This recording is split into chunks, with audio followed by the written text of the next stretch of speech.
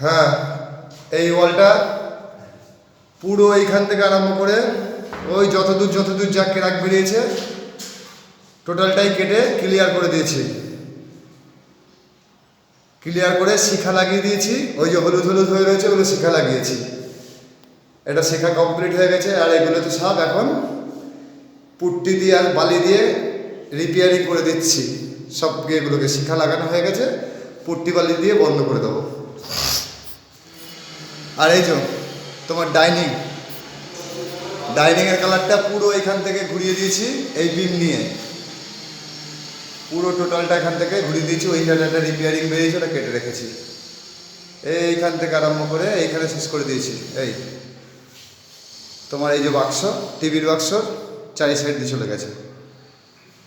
আর এই বিমটা পুরো এইখান থেকে ঘুরিয়ে ওই রান্নাঘরে গিয়ে ছেড়ে দিয়েছি।